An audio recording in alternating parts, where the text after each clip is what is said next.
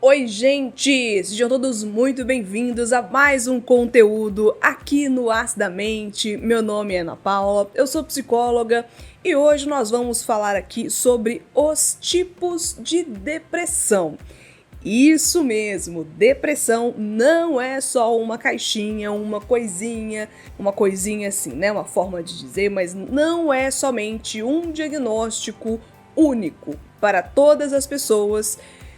E a gente vai falar aqui sobre as características, destrinchar quais são elas para você, que é uma daquelas pessoas que sempre acreditou que depressão é uma doença só, aquela grande coisa, aquela grande tristeza que acomete a gente diante de momentos fortes de aflição, onde deixamos de ser produtivos, ficamos isolados, com aquela cara abatida de doente e aqueles pensamentos de fazer mal para nós mesmos. Se você tem esse tipo de concepção a respeito dessa doença, esse conteúdo é para você, porque eu estou aqui hoje para te alertar que não, a depressão não é uma coisa única, na verdade existem vários tipos de depressão e a falta de clareza nesse sentido pode prejudicar e muito a condução de um quadro clínico depressivo.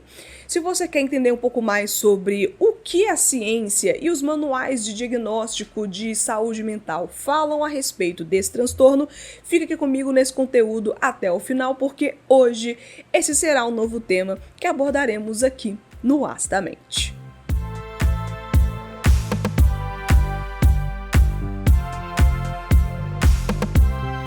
Nós vivemos em uma era de complexidades onde as pressões de vida moderna, muitas vezes elas se entrelaçam com as vulnerabilidades humanas, dando origem a um fenômeno que permeia os cantos mais sombrios e dolorosos da nossa psique, que é a depressão. No cenário contemporâneo, o atual, a depressão ela emerge como essa sombra persistente que desafia as noções tradicionais de saúde mental, colocando em evidência a necessidade de compreender e posteriormente intervir clinicamente. A psicologia contemporânea assume um papel fundamental na exploração e no elucidamento dos fatores que compõem esse quadro de depressão. Nesse mundo acelerado e super conectado, a pressão por desempenho, as expectativas sociais exacerbadas e as mudanças radicais nas dinâmicas interpessoais são algumas das variáveis que podem contribuir para o surgimento ou agravamento desse transtorno que é debilitante. A percepção da depressão, ela transcende a simples categorização de sintomas clínicos. Ela se estende ao exame minucioso das raízes psicológicas, sociais e culturais que nutrem esse desenvolvimento. O indivíduo ali, o contemporâneo, a gente, muitas vezes imerso nessa busca incessante por validação externa, realizações constantes, a gente já falou sobre isso aqui em vários momentos no Acidamente, enfrenta esse terreno que é bastante propício para a manifestação silenciosa de sintomas depressivos. Essa pressão por se conformar com as coisas que o mundo pede da gente, esse estigma associado à vulnerabilidade emocional e à falta de compreensão dessas questões da mente, muitas vezes contribuem para essa manutenção do sofrimento silencioso. Essa era digital que eu estou comentando, embora ofereça inúmeras facilidades, certamente você consegue pensar em várias, também impôs a nós vários desafios de entendimento dessa depressão e de outros quadros também psicopatológicos. As interações virtuais, apesar de proporcionarem essas conexões aparentemente ilimitadas, podem servir como um terreno bastante fértil para essa alienação e o sentimento de isolamento, de solidão.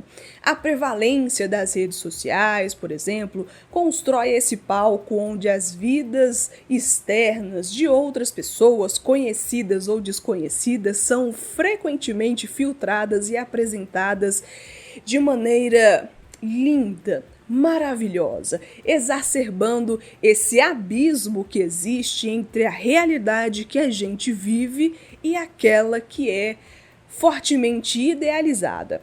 É importante que você saiba que no início do século XX, a compreensão de depressão na psiquiatria estava fundamentada em concepções diferentes das atuais, refletindo, é claro, os contextos culturais, sociais e científicos daquela época. Na psiquiatria do início do século XX, ela já estava em transição, com mudanças significativas dos paradigmas teóricos e nas abordagens terapêuticas. A noção de depressão muitas vezes era enquadrada sobre termos como melancolia ou psicose maníaco-depressiva. A melancolia, por exemplo, era considerada um diagnóstico que incluía estados de humor persistentemente baixos, como desesperança, letargia, pessimismo. E os psiquiatras daquela época, um nome que aparece muito é o de Kraepelin, que é um psiquiatra influente do final do século XIX e início do século XX, descrevia a melancolia como uma forma específica de transtorno afetivo. Já a psicose maníaco-depressiva, esse termo também era cunhado por Kraepelin, era utilizado para descrever um transtorno categorizado por episódios de depressão profunda, o que era chamado de fase depressiva, intercalados por episódios de mania, que era a fase maníaca, marcada por um humor elevado, aumento de energia e pensamento muito acelerado. Atualmente, a psiquiatria compreende a depressão como um transtorno mental complexo que afeta o humor, o pensamento, o comportamento e as funções físicas. A classificação padrão para os transtornos depressivos é feito pelo Manual Diagnóstico e Estatístico de Transtornos Mentais, o DSM-5. A gente já comentou algumas vezes sobre esse manual aqui no Astamente. Esse manual é amplamente utilizado por profissionais da área da saúde mental. Como comentamos no início, a depressão não é uma coisa só, uma grande coisa só. Podemos imaginá-la como um guarda-chuva, em que existe essa concepção geral, como o nome de depressão, mas logo embaixo existem as suas diferenciações que podem ser singelas, mas que demarcam pontos importantes na estrutura desse fenômeno. De acordo com o DSM-5, que foi atualizado em 2013, com essa sua 5ª edição, atualmente existem referências categorizadas para 5 tipos diferentes de depressão e a gente vai listá-las aqui a seguir. Lembre-se sempre, cara pessoa, jamais utilize de informações recebidas externamente para sair se autodiagnosticando ou fazendo diagnósticos de outras pessoas. Se você tem dúvida a respeito do seu quadro de saúde mental, a sua função é procurar o atendimento devido para isso, seja com psiquiatra e ou psicólogo clínico. Agora, se você tem dúvidas a respeito da saúde mental de uma outra pessoa, o melhor a se fazer é conversar com essa pessoa e orientá-la que ela faça o mesmo, procurando atendimento adequado, principalmente se você não tiver nenhum tipo de formação específica em psicologia ou psiquiatria e preparação para sair dizendo o que pode ser verdade ou não para essa pessoa. Muitas vezes a sua opinião não está sendo nem pedida e você está lá oferecendo para essa pessoa. Vamos começar aqui pelo transtorno depressivo maior, que tem a sigla em inglês de MDD. A principal característica do MDD é a presença de episódios depressivos que perduram por no mínimo 2 semanas, marcados por uma tristeza profunda e persistente. Esses episódios não são meramente reações normais a situações adversas, aquela tristeza, aquele abatimento que a gente costuma ter rotineiramente, mas sim uma expressão patológica que compromete o funcionamento cotidiano dessa pessoa. A perda de interesse ou prazer em atividades que antes eram apreciadas, distúrbios do sono, alterações de apetite, fadiga, sentimentos de culpa, dificuldade de concentração e, em casos mais severos, pensamentos de se fazer mal. São também sintomas comuns que definem esse quadro. A etiologia, que é essa determinação de causas do transtorno depressivo maior, é multifacetada, incorporando fatores que são genéticos, neuroquímicos e ambientais. Pode ser um desbalanço nos neurotransmissores, como serotonina, noradrenalina, dopamina, que são frequentemente associados a esse transtorno. E, além disso, também eventos estressantes, experiências traumáticas ou predisposições genéticas podem desempenhar um papel aqui determinante na origem desse quadro. E olha, já vou pedir a sua ajuda aqui para você descrever aqui para mim nos comentários se as minhas explicações aqui a respeito desses quadros estão fazendo sentido para você nesse conteúdo, pelo menos até agora. Continuando aqui, nós temos também o transtorno distímico, com a sigla DD, que é também a sigla do nome do quadro em inglês. Nesse quadro, configura-se como uma expressão mais crônica e persistente desse conjunto de condições emocionais. Ao contrário do transtorno depressivo maior que nós comentamos anteriormente, aqui é caracterizado por uma constância de sintomas depressivos que perdura por, no mínimo, um período de 2 anos, sem, no entanto, atingir a intensidade aguda do transtorno que nós falamos anteriormente. Então, perceba aqui que já nesse quesito é possível perceber uma diferença bastante considerável entre essas duas. Os sintomas de transtorno distímico, embora eles aparentam ser menos graves, eles impactam de maneira duradoura o funcionamento cotidiano do indivíduo.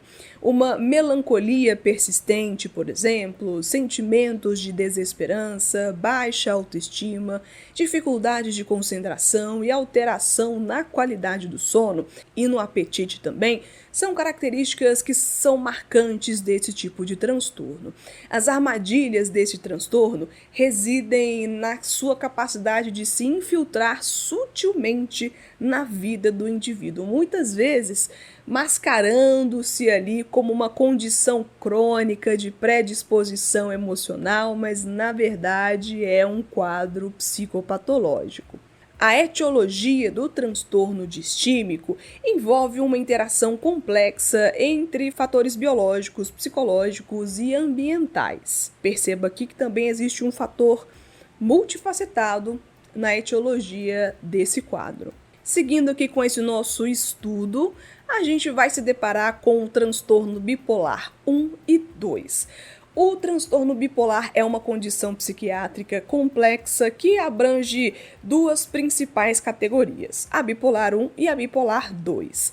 Ambas se caracterizam por alterações significativas no humor, mas se diferenciam em relação à intensidade e à duração dos episódios maníacos e depressivos. No transtorno bipolar 1, o episódio maníaco é a característica distintiva do quadro. Esse estado é marcado por humor elevado e bastante expansivo, aumento de energia, um pensamento bastante acelerado e comportamentos muito impulsivos. Os episódios maníacos podem variar em gravidade e em duração, mas geralmente exigem algum nível de hospitalização devido ao potencial risco para o próprio indivíduo e também para pessoas ao redor.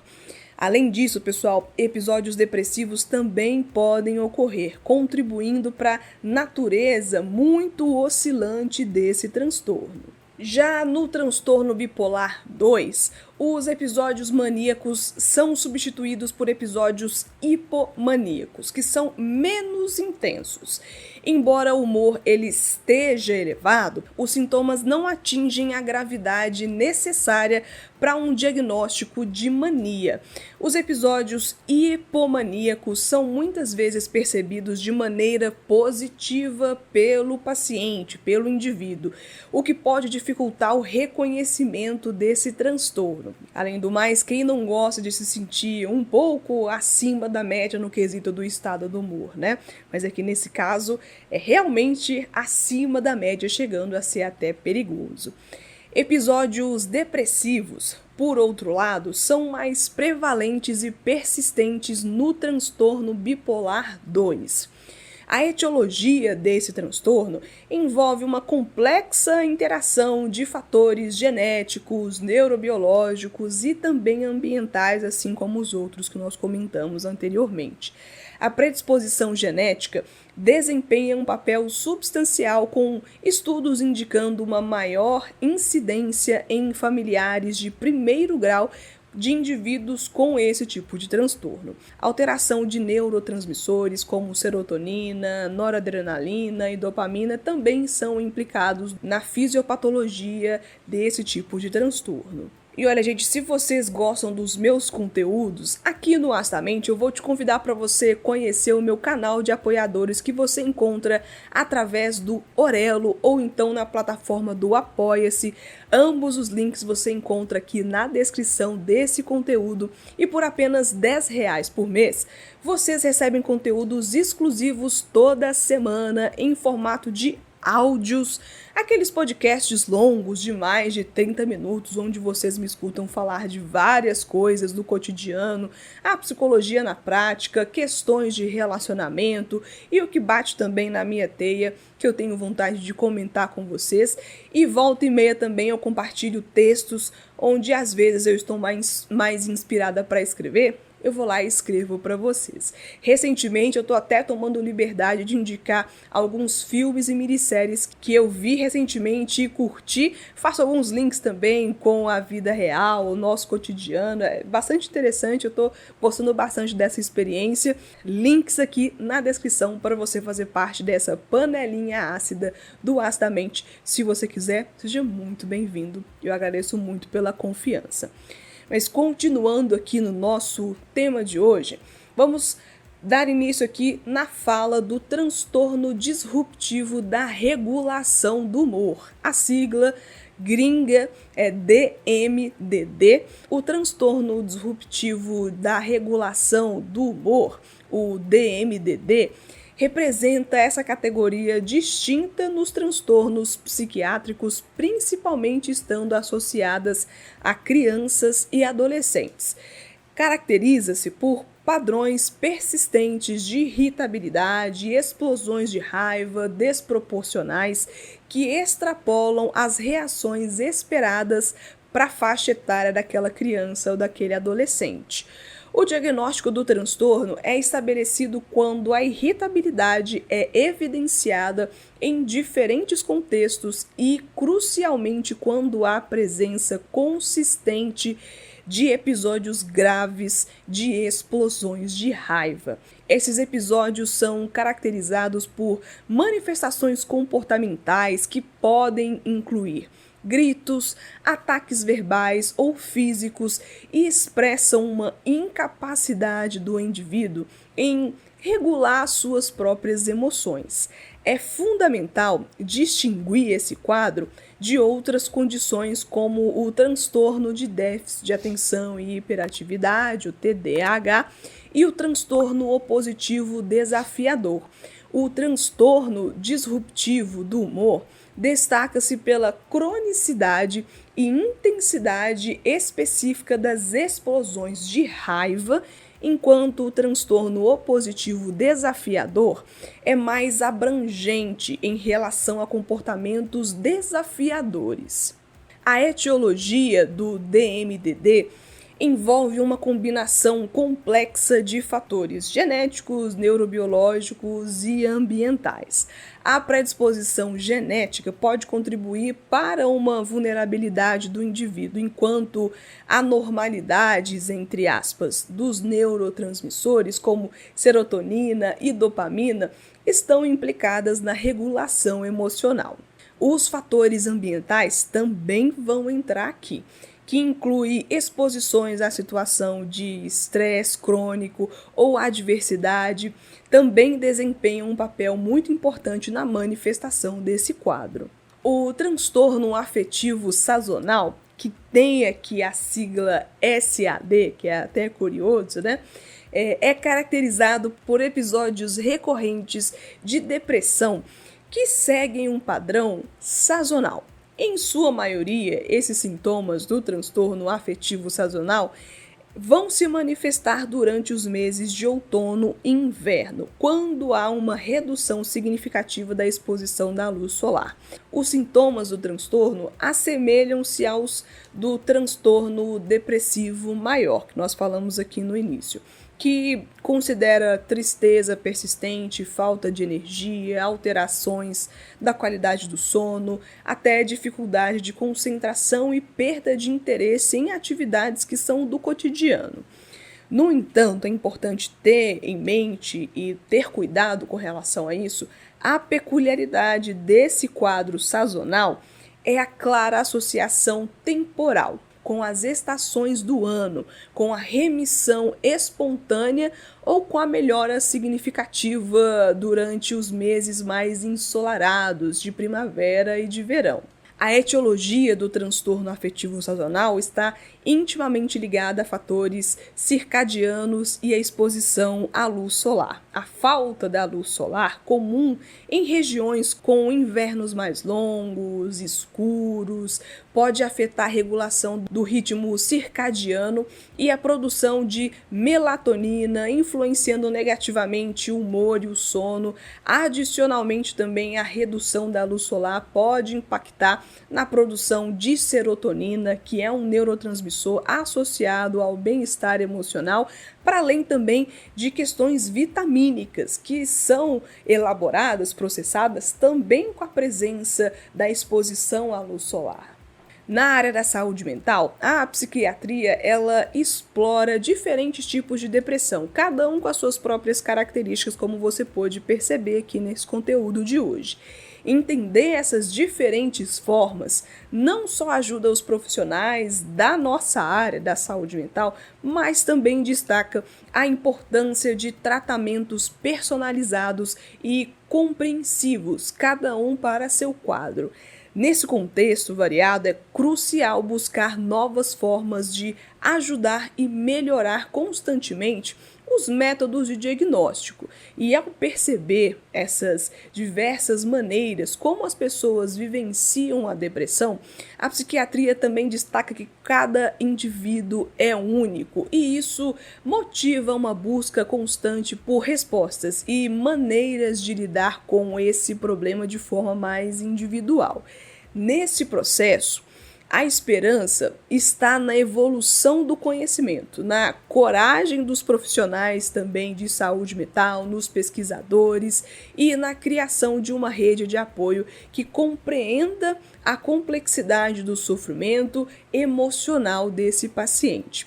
Desta forma, cara pessoa, enfrentamos o desafio não só de entender as nuances da depressão ou das depressões, mas também de cultivar uma empatia que vá além de novos rótulos, buscando, é claro, em última instância, aliviar o peso emocional que as pessoas carregam diante das dificuldades a partir de transtornos mentais. Eu não poderia deixar de destacar novamente aqui a importância de um acompanhamento de qualidade, tanto para o diagnóstico, tanto para o tratamento, seja lá qual for o quadro que o indivíduo esteja passando. É vital compreender que o autodiagnóstico e o autotratamento, embora seja um reflexo compreensível desse desejo por clareza e da rapidez das resoluções dos problemas, possuem limitações significativas e perigos consideráveis. A complexidade das questões emocionais e psicológicas exige uma análise profunda e individualizada, algo que apenas um profissional de saúde mental qualificado pode te oferecer. A internet, com as vastas informações, elas podem nos conduzir por caminhos incertos ao tentar entender os nossos sentimentos. Cada pessoa é única e os desafios emocionais podem se manifestar de várias maneiras diversas. Portanto, a recomendação é clara. Ao sentir que algo não está bem emocional ou psicologicamente com você ou com outras pessoas, a busca por um profissional formado é fundamental para isso. Os psicólogos e psiquiatras, com sua formação especializada, são capacitados para realizar acompanhamento, avaliação, que são mais precisas e podem oferecer a orientação personalizada para o seu caso. A decisão de buscar ajuda profissional não apenas proporciona um entendimento mais profundo do que nós estamos enfrentando, do que você está enfrentando, mas também abre portas para estratégias de enfrentamento que são mais eficazes e com o apoio contínuo. Evitar o autodiagnóstico não implica em ignorar ou minimizar os nossos sentimentos, mas sim reconhecer a importância de abordar essas questões com a devida seriedade e cuidado. Ao escolher a via de um profissional qualificado, estamos investindo em nossa própria saúde emocional, saúde mental, proporcionando um caminho que seja mais claro e sustentável em direção ao nosso bem-estar. Por favor, se cuida da melhor maneira possível.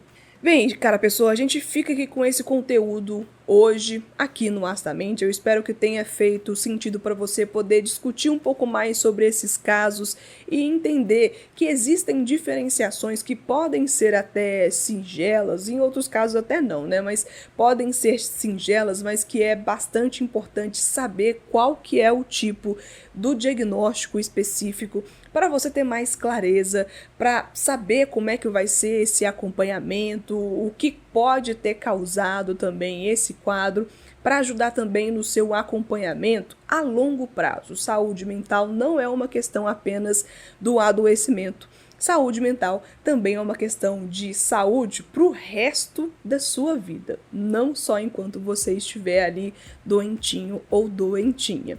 Eu espero que tenha acendido aqui em vocês um pouco dessa chama do conhecimento, do autoconhecimento, também problematizando as questões do diagnóstico feito pela internet, novamente aqui tendo esse compromisso com vocês, seguidores, ouvintes, telespectadores, não sei mais como é que eu posso chamar, já esqueci, fugiu aqui a minha mente. E deixo um beijo para vocês que valorizam o conteúdo do canal e ficam até o final, tá bom? Um beijo para vocês e até o próximo conteúdo aqui no Astamente.